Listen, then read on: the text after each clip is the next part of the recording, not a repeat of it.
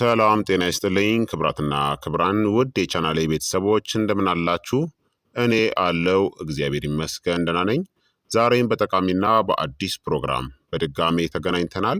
በዛሬው የጤና ፕሮግራማችን ላይ የምንመለከተው ሙዝን በምሽት ወይም ደግሞ በማታ መመገብ ይቻላል ወይ? ጤናማ ነው ወይንስ ደግሞ ጎጂ ነው የሚለውን በዚህ ቪዲዮ ላይ በግልጽ እነግራችኋለሁኝ ማለት ነው። ይህ የጤና ትምህርት ታዲያ ለበርካታ ሰዎች እንዲደርስ ሁላችሁም በቅንነት ላይክና ሼር በማድረግ ሌሎችንም አስተምሩ አሳውቁ እላለሁኝ። ከዚህ ቪዲዮ ጋር በተያያዘ ጥያቄ ካላችሁ ጥያቄያችሁን በኮመንት ላይ አስፍሩልኝ፣ እመልስላችኋለሁኝ። በቀጥታ ወደ ጤና ትምህርታችን የማልፍ ይሆናል።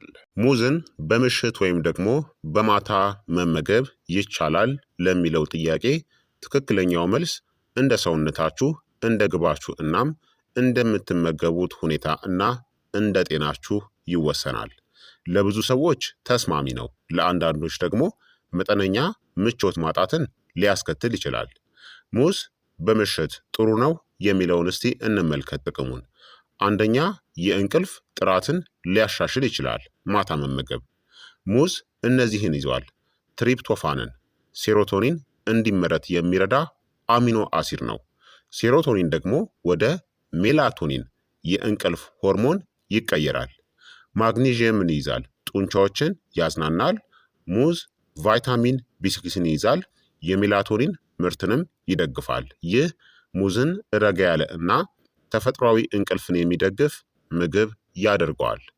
መጠነኛ የእንቅልፍ ማጣት ካለባችሁ፣ በሌሊት የምትነቁ ከሆነ፣ ከመተኛታችሁ በፊት መረጋጋት ካልቻላችሁ፣ ከመተኛት ከ1 እስከ 2 ሰዓት በፊት ትንሽ ሙዝ መብላት ሊረዳችሁ ይችላል። ሁለተኛ፣ የሌሊት ረሃብን ይከላከላል። ሙዝ እነዚህን ይዟል: ተፈጥሯዊ ካርቦሃይድሬትስ፣ ፋይበር እና ጥቂት መጠን ያለው ሬዚስታንስ ስታርችን። ይህ የደም ስኳርን ለማረጋጋት ይረዳል እናም ከሌሊቱ 8 ሰዓት እስከ 9 ሰዓት ላይ በረሃብ መንቃትን ይከላከላል። በተለይ እነዚህ ካሉባችሁ ጠቃሚ ነው። እራት ቀድማችሁ የምትበሉ ከሆነ፣ ምሽት ላይ እንቅስቃሴ የምታደርጉ ከሆነ፣ በሌሊት የመንቀጥቀጥ ስሜት የሚሰማችሁ ከሆነ። ሶስተኛ፣ የጡንቻ ማገገምንም ይደግፋል። ምሽት ላይ ስፖርትን የምትሰሩ ከሆነ ሙዝ እነዚህን ይሰጣል: ፖታሲየምን፣ ቁርጥማትን ወይም ደግሞ ጡንቻ መሳብን ይከላከላል። ካርቦሃይድሬትስ ግላይኮጅንን ይተካል። ከፕሮቲን ጋር ስትመገቡ ጥሩ ከስፖርት በኋላ የሚወሰድ የምሽት ምግብ ነው። ለምሳሌ ሙዝና እርጎ እንዲሁም ደግሞ ሙዝና ጥቂት ለውዝን። ታዲያ ሙዝን በምሽት መቼ መጥፎ ሊሆን ይችላል ካላችሁ፣ አንደኛ የጨጓራ አሲድ ወደ ላይ መመለስ አሲድ ሬፍለክስ ካለባችሁ ነው። አንዳንድ ሰዎች እነዚህ ያጋጥሟቸዋል: መጠነኛ የሆነ የቃጠሎ ስሜት፣ ስትተኙ የአሲድ ስሜት መሰማት፣ ምክንያቱም ሙዝ በትንሹ አሲዳማ ስለሆነ እናም የጨጓራ ስራን ስለሚጨምር ነው። ይህ የሚከሰት ከሆነ ከመተኛታችሁ ቢያንስ ከ1 እስከ 2 ሰዓታት በፊት ተመገቡት። ወዲያውኑ ደግሞ ሙዝን በልታችሁ ከመተኛት ተቆጠቡ።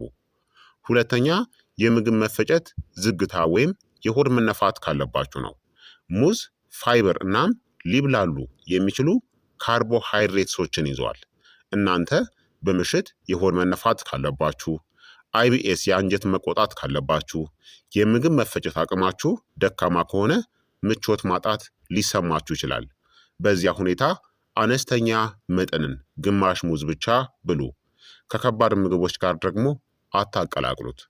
ሶስተኛ፣ ቁጥጥር ያልተደረገበት የስኳር በሽታ ካለባችሁ ነው።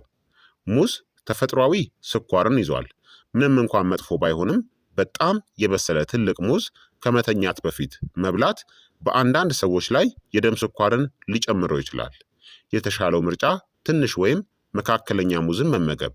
ብዙ ያልበሰለ ሬዚስታንስ ስታርች ያለው ሙዝን መጠቀም። ከፕሮቲን ወይም ከቅባት ጋር ደግሞ አጣጥሙ። ታዲያ ሙዝ በምሽት መብላት ለክብደት መጨመር ምክንያት ይሆናል ወይ ካላችሁ፣ ይህ የተሳሳተ እምነት ነው። የክብደት መጨመር የሚወሰነው በጠቅላላ የቀን የካሎሪ መጠናችሁ፣ በአጠቃላይ የአመጋገብ ሁኔታችሁ እናም በእንቅስቃሴ ደረጃችሁ ላይ ነው። በቋሚነት ከተገቢው በላይ ካሎሪን ካልተመገባችሁ በስተቀር አንድ ሙዝ በምሽት መብላት ስብ እንዲከማች አያደርግም። እንዲያውም ዘግይቶ የሚመጣ የጎጂ ምግቦች ፍላጎትን ሊከላከል ይችላል። ታዲያ በምሽት ሙዝ መብላት የበለጠ የሚጠቀመው ወይም ደግሞ ጠቃሚ የሆነው ለማን ነው ካላችሁ፣ የጡንቻ ቁርጥማት ላለባቸው ሰዎች፣ በረሃብ ከእንቅልፋቸው ለሚነቁ ሰዎች፣ ውጥረት ወይም መጠነኛ የእንቅልፍ ችግር ያለባቸው ሰዎች፣ ምሽት ላይ የሚለማመዱ አትሌቶች፣ ክብደታቸው በጣም ዝቅተኛ ለሆኑ ሰዎች በጣም ጠቃሚ ነው። ምን አይነት ሰዎች ደግሞ ጥንቃቄ ማድረግ አለባቸው? ከባድ የጨጓራ የአሲድ መመለስ ችግር ያለባቸው፣ በምሽት የሆድ መነፋት ያለባቸው፣ የአይቢኤስ ህመምተኞች፣ ኢሪቴብል ባወል ሲንድረም የምንለው የአንጀት ብግነት ማለት ነው፣ የደም ስኳር ቁጥጥራቸው ደካማ የሆኑ እናም ቀድሞውኑ ዘግይተው ከባድ ምግቦችን የሚመገቡ ሰዎች መጠንቀቅ አለባቸው። ታዲያ በምሽት ሙዝን ለመብላት ምርጡ መንገድ ለተሻለ ውጤት አንድ ትንሽ ወይም ደግሞ መካከለኛ የሆነ ሙዝን ብሉ። ከመተኛታችሁ ከ1 እስከ 2 ሰዓት በፊት ተመገቡ። እንዲሁም ከፕሮቲን ጋር አጣምሩት፣ ከለውዝ ከእርጎ እና ከኦቾሎኒ ቅቤ ጋር። ከከባድ እራት ጋር ማጣመርን አቁሙ። ስሜታዊ ከሆናችሁ ደግሞ በጣም የበሰሉ ሙዞችን አስወግ። እንዲሁም በጣም የበሰለ ሙዝ የበለጠ ጣፋጭና ቶሎም የሚፈጭ ነው።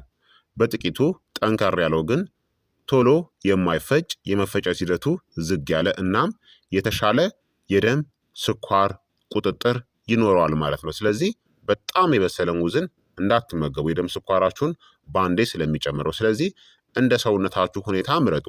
በጣም እንቅስቃሴን የምታደርጉ ንቁ ከሆናችሁ የበሰለው ሙዝ ብትመገቡም ችግር የለውም ማለት ነው። ነገር ግን ፕሪ ዲያቤቲስ ላይ ከሆናችሁ፣ ቅድመ የስኳር በሽታ ላይ፣ ከባድ ውፍረት ካላችሁ፣ እንዲሁም ደግሞ እንቅስቃሴ የማታደርጉ ከሆነ በጣም የበሰለ ሙዝን እንዳትመገቡ። ታዲያ በማታ ሙዝን ለመመገብ ግባችሁ የተሻለ ለመተኛት ከሆነ ሙዝና ለብ ያለ ወተትን መውሰድ፣ ለጡንቻ ማገገም ከሆነ ሙዝና እርጎ፣ ረሃብን ለመከላከል ከሆነ ሙዝና ጥቂት ለውዝን፣ ክብደታችሁን ለመቆጣጠር ከሆነ ትንሽ ሙዝ ብቻ መመገብ። በአጠቃላይ በምሽት ሙዝ መብላት ለብዙ ሰዎች ጥሩ ነው። ችግር የሚሆነው የምግብ መፈጨት ወይም የአሲድ ችግር ካለባችሁ ብቻ ነው። በራሱ ብቻውን ክብደትን አይጨምርም። ሰውነታችሁን አዳምጡ። እነዚህ የሚሰማችሁ ከሆነ መረጋጋት፣ እንቅልፍ ማለት ምቹ የሆነ የምግብ መፈጨት ከተሰማችሁ ለእናንተ በማታ ሙዝ መመገብ ይሰራል ማለት ነው። እነዚህ የሚሰማችሁ ከሆነ ደግሞ የሆድ መነፋት፣ የአሲድ ስሜት፣ የመክበድ ስሜት ከተሰማችሁ በምሽት የሙዝ አመጋገባችሁን ቀንሱ ወይም አስወግዱት። ስለዚህ ክቡራትና ክቡራን ተመልካቾቼ የዛሬው የጤና ትምህርቴ ይህንን ይመስል ነበረ። እንደተማራችሁበት ተስፋ አደርጋለሁኝ። ሀሳብ አስተያየታችሁ ደግሞ አይለኝ ይላለው። የዛሬው የጤና ትምህርቴ ይህንን ይመስል ነበረ። እንደተማራችሁበት ተስፋ አደርጋለሁኝ። በቀጣይ የጤና ትምህርት እስከምንገናኝ እኔንም እናንተንም ቸር ያቆየን።